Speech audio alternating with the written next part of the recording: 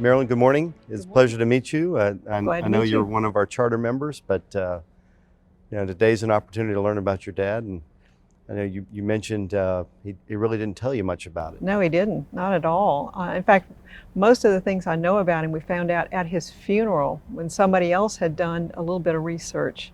So I knew very little except that he was a flyer in the South Pacific.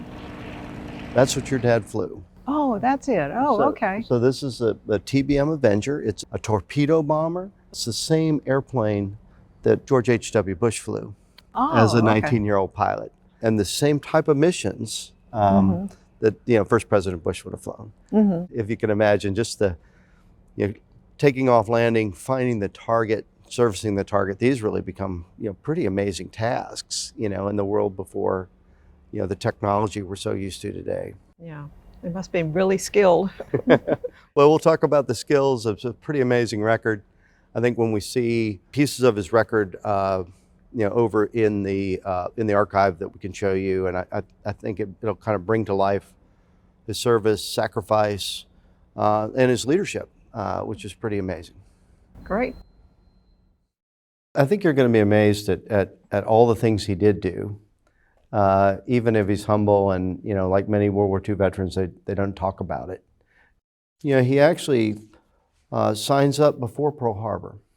What I understand, he didn't have his birth certificate that day, so had to go back, and then the Navy took him. I guess it's pretty neat the Navy take you without a birth certificate. But then just after Pearl Harbor in early January 1942, he's going to start his training as an aviation cadet. I know you were curious what kind of airplanes they would train on. The older biplane. You'd have the instructor pilot with you, and then they'll graduate into single engine planes, and then go through. So this would be the flight instruction that he's receiving until he joins the squadron. And then he's going to go and join Torpedo Squadron 6, which will join the USS Enterprise. And now he's an aviator, so he'll have his gold wings with a certificate here on 5 November. So now it's 10 months later, after this rigorous flight training, is when he finally gets his wings.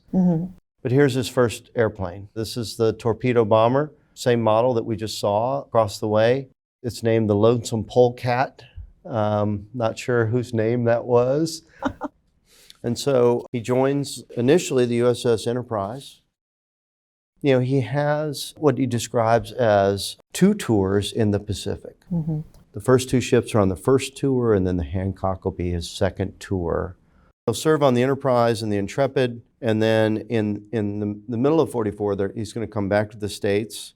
He'll join the Hancock, which is a newly commissioned ship. I have one question. The Intrepid, I thought I read when I was looking up that at one point it was hit by a bomb or a torpedo, and it took out the steering mechanism as well as the engine. And to get home, they ran around and got canvas and sailed home.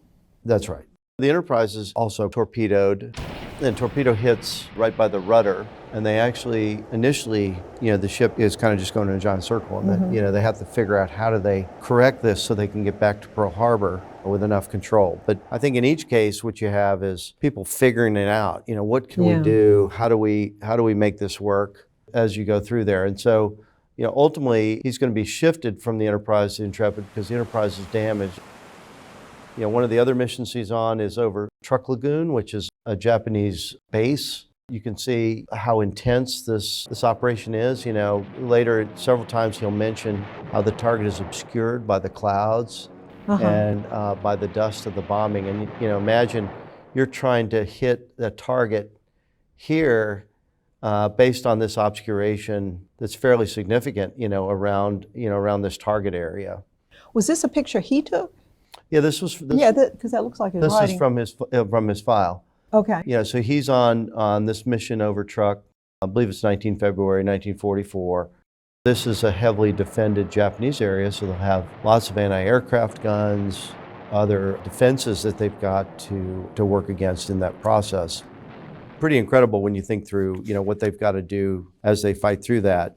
What he does have in his file, the citation here for the Air Medal, this is from missions in November 1943. They're supporting the amphibious landings in the Gilbert Islands. This is called the Macon Atoll.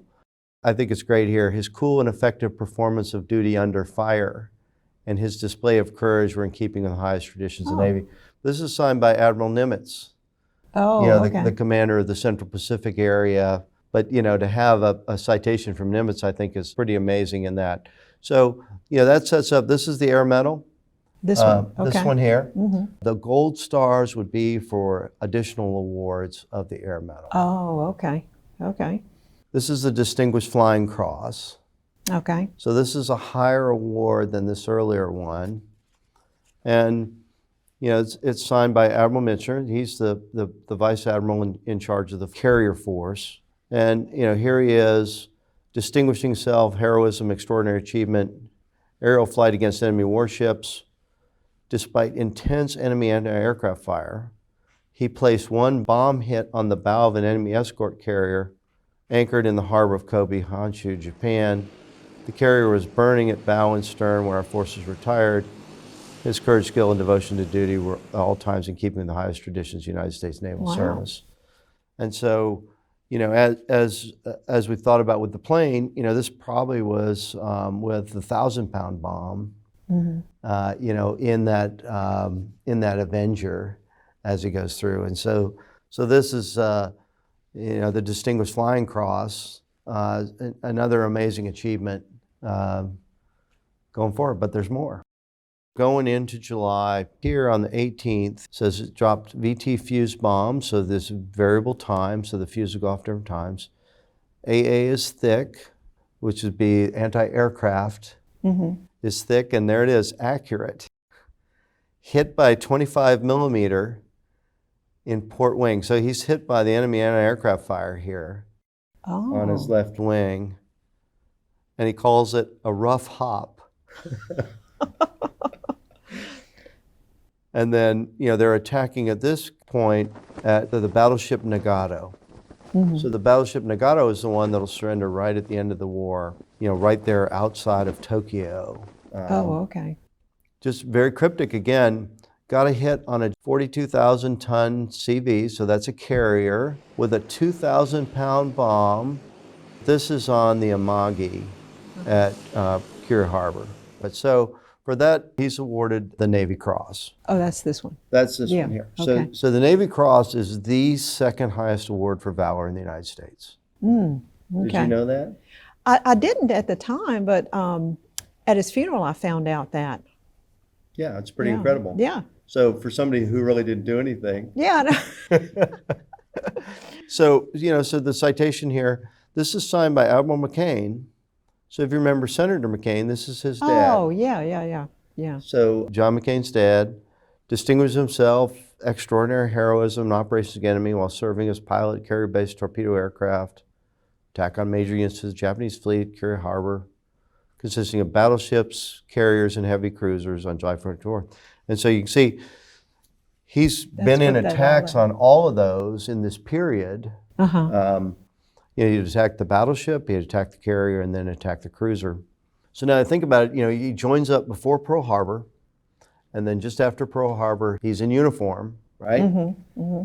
Well, where is he at the end of the war? Do you know? No, I don't.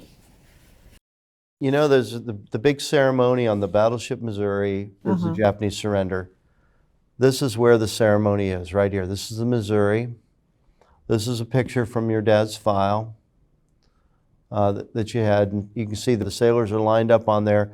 This is literally where MacArthur presides over the Japanese surrender.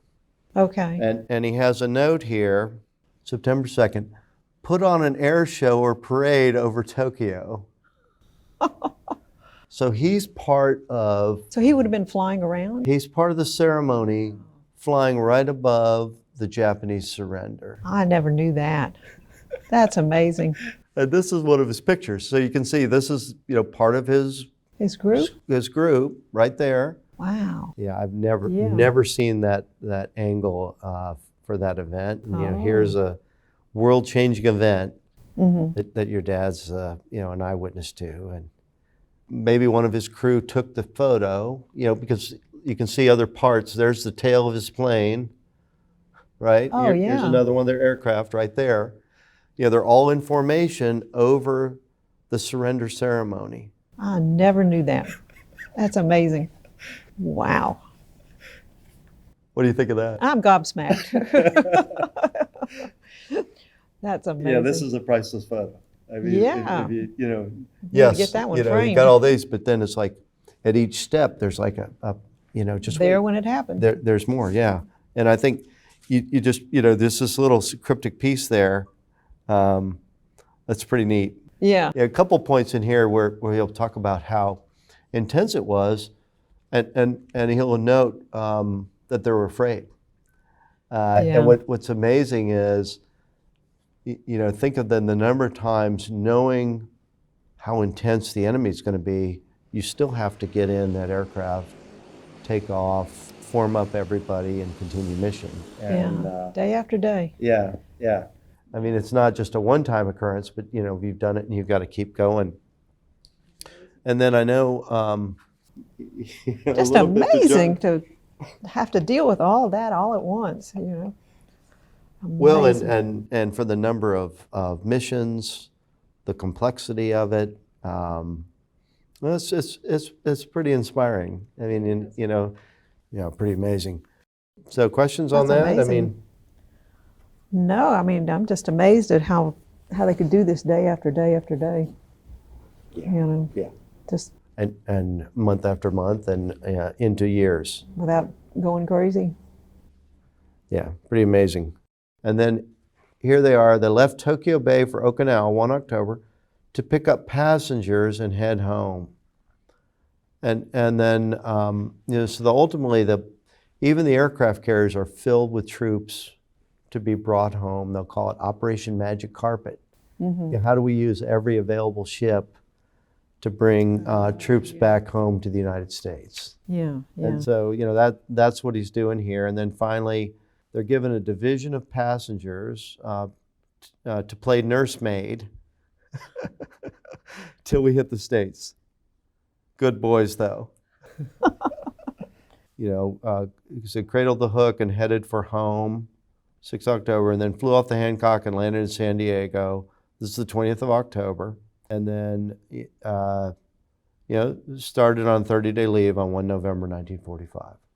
From 2 September, he's over the surrender. Next, you know, they pull out to miss the typhoon. They'll pick up troops on Okinawa that he gets to nursemaid Mm-hmm. and bring them home, and he comes home himself. So, Wow. I mean, it's a neat end to the story.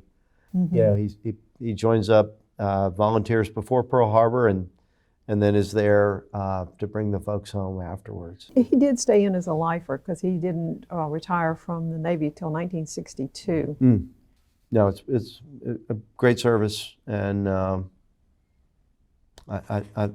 you should be proud of what he's achieved and Oh, I am. you know what he saw.